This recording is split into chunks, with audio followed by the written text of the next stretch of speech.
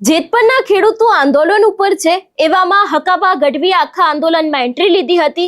એ બાદ આપણે જોયું કે ક્યાંક હકાબા ગઢવી અને ખેડૂતો અત્યારે હાલ આમને સામને છે. હકાબા ગઢવી દ્વારા એવું કહેવામાં આવ્યું છે કે તેમને આ છાવણીમાં આવવાની ના પાડી છે.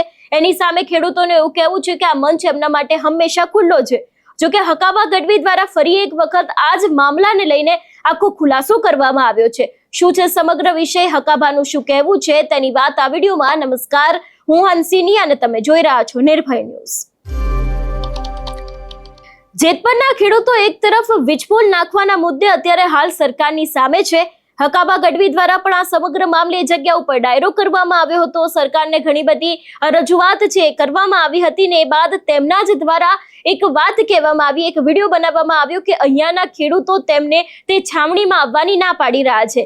એ બાદ ખેડૂતો દ્વારા આ સમગ્ર મામલે સ્પષ્ટતા કરવામાં આવી. કહેવામાં આવ્યું કે આ મંચ તેમના માટે હંમેશાથી ખુલ્લો રહ્યો છે અને આગામી સમયમાં પણ ખુલ્લો રહેશે. જો કદાચ હકાબા ગઢવીના આ મામલે દુઃખ થયું હોય તો અમે લોકો માફી માંગીએ છીએ. એ બાદ હકાબા ગઢવી દ્વારા નવો એક વિડીયો બનાવવામાં આવ્યો. ઘણા બધા આ વિષયને લઈને ખુલાસા કરવામાં આવ્યા છે અને હવે જ્યારે વાત રાજકારણ ઉપર આવી ગઈ છે કે શું ખરેખર હકાબા ગઢવી રાજકારણ કરી રહ્યા છે, જે તેમના ઉપર આક્ષેપો મુકાઈ રહ્યા છે, એ જ વાતને લઈને હકાબા ગઢવી દ્વારા હવે ખુલાસો કરવામાં આવ્યો છે. સાંભળીએ તેમને વધુમાં શું કહ્યું. જય માતાજી, જય મોગલ. આજ જે હું લાઈવ થયો છું એ ખાસ મુદ્દા માટે લાઈવ થયો છું. આપ સૌને વિનંતી અને શેર કરી, લાઈક કરી અને આખા ગુજરાતમાં પહોંચાડજો. હું જે સત્ય બોલું છું સત્ય બોલું છું, ખોટું કદી બોલતો નથી હું. એટલે ખાસ બધે પહોંચાડજો. હું લાઈવ નથી થતો, મારે કોઈ હે ને આગળ નથી જવું કે મારે બહુ દુનિયામાં નામ કરવું કંઈ છે નહીં. 4-5 દિવસથી એક પોસ્ટ ફરે છે મારી કે હકાબા ગઢવી ભાજપમાં છે, ખે ફરેલી એવી. આ 4-5 વર્ષ પહેલાંનો વિડીયો છે અને મેં કોંગ્રેસનો પણ ખે પહેર્યો હતો. એ આપને કહું, મેં કોંગ્રેસના પ્રોગ્રામ દ્વારકામાં કર્યો હતો આખો. મેં વિમલ ચુડાસમા સોમનાથ બાજુ છે કોંગ્રેસના, એનો પ્રોગ્રામ કર્યો હતો. મેં આપમાં વઢવાણ પ્રોગ્રામ કર્યો, તારે મેં ટોપી પહેરી હતી, કોંગ્રેસનો ખે પહેર્યો હતો. બીજેપીનો પણ ખેસ મેં પહેર્યો હતો. કારણ કે એ મારો બિઝનેસ છે, મારો ધંધો છે, મારો બિઝનેસ છે. એટલે હું ગમે આ પ્રોગ્રામમાં જઉં છું. મારે પૈસા આપે એટલે હું ગમે કોઈ પણ પક્ષમાં જઉં, પૈસા આપે એટલે તમે મને બદનામ કરવાની કોઈ કોશિશ કરશો નહીં. મારું કંઈ થવાનું નથી, કારણ કે મારે જો માં છે ભગવતી, હું સત્ય આજીવન સત્યમાં થઈશ, એમાં કંઈ ફેર નહીં પડે.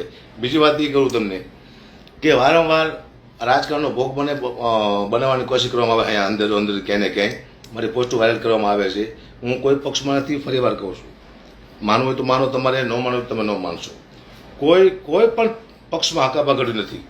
પણ આ જે પોસ્ટો હાલે છે મારી બીજેપીમાં છે, ભાઈ મેં બધાના ખેસ પહેર્યા છે, બધાના મેં કોઈના બાકી નથી કાંઈ. એ મારો ધંધો છે. હું કોઈ પક્ષમાં નહીં આવું જેથી મને ગુજરાતની જનતા કોઈ પક્ષમાં પદ લેતા કોઈ પણ પક્ષમાં મને કોઈ પણ પક્ષમાં ટિકિટ લેતા ભાડે, તેથી ગુજરાતની જનતા મને રોડે મારી નાખી અહીંયાથી વિનંતી કરું છું. મને મારા ચાણ સમાજની બીક છે, એ પહેલાં મારી નાખે મને, કારણ કે ચાણ સમાજને ખબર છે કે હકાબા ગઢવી ખોટું ન બોલે, કોઈ પક્ષમાં નહીં જાય તો હકાબા ગઢવી નહીં જાય. અમે ગઢવી બોલી પછી ફરતા નથી. એટલે આપ સૌને વિનંતી કે કોઈ આવી પોસ્ટો મૂકતા હોય તો ધ્યાન આપતા નહીં, એઆઈ બનાવે તો ધ્યાન આપતા નહીં. મારું કોઈ ખરાબ રેકોર્ડિંગ હોય તો મને આપો અત્યારે, કે હું ખેડૂતોને દગો કરતો હોય રેકોર્ડિંગ આપો, ખેડૂતનું ખરાબ બોલું છું એટલું આઈને ફાયરિંગ કરી નાખું મારા માથામાં બી હાલતથી. કારણ કે હું કોઈ ખેડૂતનું ખરાબ વિચારતો જ નથી. 1 કરોડ ખેડૂત છે. આ કોઈ એક સમાજની વાત નથી, આમાં બધાય ખેડૂતો છે. રબારી છે, ભરવાડ છે, આહિર છે, દરબાર છે, રાજપૂત સમાજ છે, દરજી સમાજ છે, પટેલ સમાજ છે, દરવાડી સમાજ છે, દલિત સમાજ છે, વાલ્મીકી સમાજ છે, સાધુ સમાજ છે, દરજી સમાજ છે, આદિવાસી સમાજ છે. સર્વત્ર જ્ઞાતિ આવ્યા ખેડૂતમાં, કોઈ એક જ્ઞાતિ લડે નથી લડતું. અને મને તમે બધા બોલાયા હતો, હકાબા કેમ બોલતા નથી, ખેડૂત મને મદદ કરવા આવો. હું આવ્યો એટલે મારી સાથે આવું રાજકારણ કરે છે બધા. આ બધા ખેડૂતો ગયા ક્યાં? 1 કરોડ ખેડૂત છે, એમાંથી કોઈ બોલી શકતા નથી. હું શું લેવા આવ્યો છું? શું છે? મેં મારી પ્રોપર્ટી બતાવી દીધી તમને, કેટલી પ્રોપર્ટી છે મારી પાસે. કોઈ બેંક બેલેન્સ નથી, બતાવી દો. હવે મને પાસે કંઈક ભાડો તો મને કહેજો. એટલે મહેરબાની કરો અને આવા કોઈ વિડીયો મૂકતા હોય તો એમાં કોમેન્ટ કરીને કહો. કારણ કે ભાજપ હોય, કોંગ્રેસ હોય, આપ હોય, હું કોઈ પક્ષમાં નથી. હું માત્ર ખેડૂતના પક્ષમાં છું, નિષ્પક્ષ છું. આપ સૌ યાદ રાખજો. કેટલાય હમણાં મને કોંગ્રેસ વાળાનો ફોન આવ્યો, અગુબા તમારું સન્માન કરવાનું છે, તમે સાચું ખેડૂત માટે લડ્યા છો. તો એ મેં કીધું કે ખુલ્લે આમ કરજો, જાહેરમાં કરજો. જેને સન્માન કરવું બધા આવો, પણ જાહેરમાં બંધ બાઈને કોઈ સન્માન નહીં મારું, ક્યાંય નહીં. મને રાજકારણનો ભોગ બનાવવાની કોઈ કોશિશ કરતા નહીં. કોઈ પણ પક્ષ, હું કોઈનામાં છું જ નહીં. હું માત્ર નિષ્પક્ષ છું, માત્ર ખેડૂત માટે લડીશું. ખેડૂત માટે ગમે હું, તમે કહો તો ખેડૂત માટે સરકારના પગ પકડવા તૈયાર છું. તમે કહો તો ખેડૂત કહે તો સરકારને પગે લાગવા તૈયાર છું. ખેડૂત કહે એમ હું કરીશ. માત્ર ખેડૂત માટે આવ્યો છું ભાઈ હું. મને રાજકારણનો ભોગ આપ ન બનાવશો. આપને વિનંતી છે, તમે જે માનો એ માણસ હું નથી. મને ખબર નથી પડતી શું બોલવું. કેટલાય લોકો મને ફોન કરે છે, એમાં હું કે ભટકી ન જોઉં કે અવળું ન બોલી જવું. એ માને હું પ્રાર્થના કરું છું મારી માં ભગવતીને કે મને તું બચાવી લેજે ને, કે આ રાજકારણનો ભોગ મને બનાવી દેશે. હું નિસ્વાર્થ આવ્યો છું, હાવ નિસ્વાર્થ. મારો કોઈ લેવા દેવા નથી ભાઈ. તમારે માનવું હોય તો માનો, ન માનવું હોય તો તમારી ઈચ્છાની વસ્તુ છે. હું રોજ ખુલાસા કરવા નવરો છું નહીં. મારી પાસે કે એવું હાવ ફ્રી નથી બેઠો કે રોજ હું ખુલાસા કરું. પણ હું ખેડૂત માટે આવ્યો છું. સરકાર સામે બોલ્યો હું ખેડૂત માટે થઈ. આગેવાનોએ મને મૂકી દીધો. ક્યાં જવાનું મારે આપ નક્કી કરો.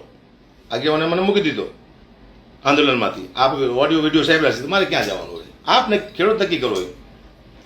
બાકી મરવાની આવી ચિંતા મને કાંઈ છે તે ભાઈ. મારું પરિવાર છે એ શાંતિ જીવે. હું ભલે વયો છું દુનિયામાંથી, મારા પરિવારને તકલીફ ન પડે એની મને ચિંતા છે. એ પાકા ભાઈ છે કે મારા પરિવારની મને ચિંતા છે. મારા પરિવારને તકલીફ ન પડે.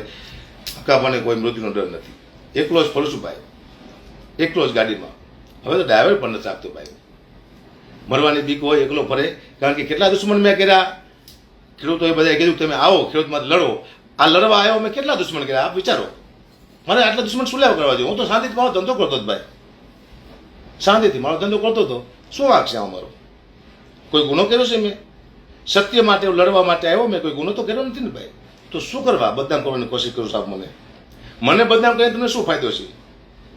કોઈ પણ પક્ષ હોય એને પણ કહું છું, મને બદનામ કરવાથી શું ફાયદો છે? કોઈ પણ મારા વિરોધી હોય એને કહું છું, મને બદનામ કરવાથી શું ફાયદો છે?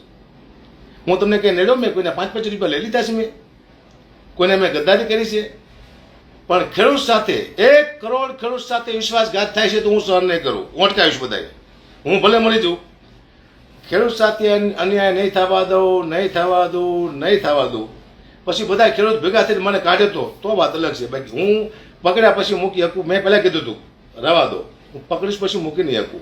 એક જ ચેલેન્જ મેં સ્વીકારી. આજે મને ભારે પડી રહી છો ચેલેન્જ. એક નેતાએ ડિબેટમાં, ન્યૂઝમાં, લાઈવમાં કે હું ખેડૂતના પ્રોગ્રામ મફત કરીશ, એટલું જ બોલ્યો હતો. અને મને બોલાયો, પ્રોગ્રામ કર્યો તે સમર્થનમાં આવ્યો ખેડૂતના.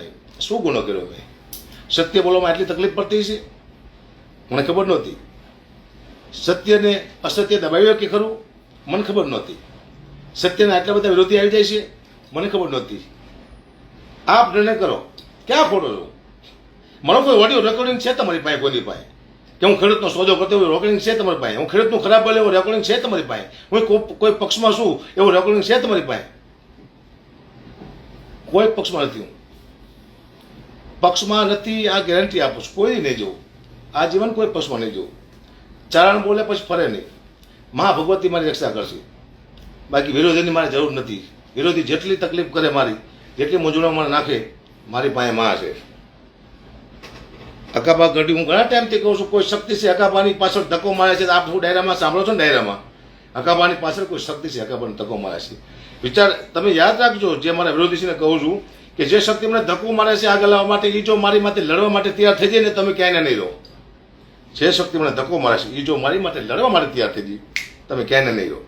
એટલે તમે તમારું કામ કરો, મને મારું કામ કરો દો. હું ખેડૂત માટે આવ્યો છું, ખેડૂતના ન્યાય માટે આવ્યો છું. મને લડવા દો યાર. ન કે તમે બધા ક્યાંય નહીં રહો. 1 કરોડ ખેડૂત સાથે વિશ્વાસઘાત કરશે, એનો જો ધંધો કરશે તો એના છોકરા ફાટી પડશે ભાઈ. જે કોઈ ખેડૂત સાથે ધંધો કરશે, ખેડૂતનો બિઝનેસ કરશે, કોઈ ખેડૂતનો ઉપયોગ કરશે, એના છોકરા ફાટી પડશે. કારણ કે 1 કરોડ ખેડૂતની હાય તમને લાગી જાય છે. બહુ મુસીબતમાં છે ખેડૂત. એને હું લડવા માટે આવ્યો છું. હું માત્ર ખેડૂત માટે છું, કોઈ પક્ષમાં નથી. યાદ રાખજો. મને લોકો કહે છે કે સીધા વિડીયો તમે ન મૂકી દેજો ને અમને પૂછજો. જ્યારે મને પૂછે અંદરથી ત્યારે હું કોઈને પૂછવા રહેતો નથી. મારું મન કે એ કરું છું, કોઈને પૂછવા અત્યારે નથી. એટલે અકાબા ભાજપમાં છે ને, અકાબા ભાજપમાં વયા જવાના છે. એટલે આ શું છે તમે દે કરો છો? શું લેવા વહી જાઉં કોઈ પક્ષમાં? મને 52 વર્ષ થયા. હવે હું શું કરી જાઉં પક્ષમાં? પક્ષમાં તો 52 વર્ષે પાછું વળવાનું હોય, 52 વર્ષે જવાનું ન હોય. મેં મારી જવાબદારી લીધી છે, મારી દીકરીની, મારી પત્નીની જવાબદારી લીધી છે. કોઈ એમાં આવશે નહીં કોઈ અને અંદર કોઈ પક્ષમાં. મારો દીકરો છે 15-16 વર્ષનો, એ 5-7 વર્ષ પછી જે કરવું એને કરે. એની હું ગેરંટી નથી લેતો એની, પણ મારી ગેરંટી છે આપણે વિનંતી, આપણને દૂર સુધી શેર કરજો, લાઈક કરજો, ગુજરાતના ખેડૂત સુધી પહોંચાડજો. હકાબગડી લડવા આવ્યો છે અને મેં આમાં કંઈ ખેડૂત માટે લડવા આવ્યો છું, ખેડૂતને હું મદદ કરવા આવ્યો છું, આમાં હું ભૂલ કરતો હોય તો આપ કહેજો મને. આ બધા ખેડૂત માટે વિડીયો છે, મારા ખેડૂત માટે. એટલે ઘણા બધા ફોન આવે છે મને, આમાંથી નીકળી જવાના પણ ફોન આવે છે. આંદોલનમાંથી પણ નીકળી જાઓ, ખેડૂતમાંથી પણ તમે નીકળી જાઓ. તમે શું લેવા આવ્યા છો? હું તો ખેડૂતે કીધું એટલે આવ્યો છું. મને કોઈના બાપુજીની બીક નથી. હું લડીશ ખેડૂત સાથે, મારું કોઈ કંઈ નહીં કરી લે. ખેડૂત સાથે છું, ખેડૂત સાથે રહેવાનો. આપ સૌને જય માતાજી, જય મોગલ. વારંવાર વિડીયો મૂકવાની મારી પાસે ટાઈમ નથી. આપ વિડીયો પહોંચાડી દેજો ખેડૂત સુધી. જય માતાજી, જય મોગલ. આ વિષયને લઈને તમારો શું અભિપ્રાય છે અમને કમેન્ટ કરીને ચોક્કસથી જણાવજો. તેની સાથે અમારી ચેનલ નિર્ભય ન્યૂઝને લાઇક, શેર અને સબસ્ક્રાઇબ કરવાનું ભૂલશો નહીં. નમસ્કાર.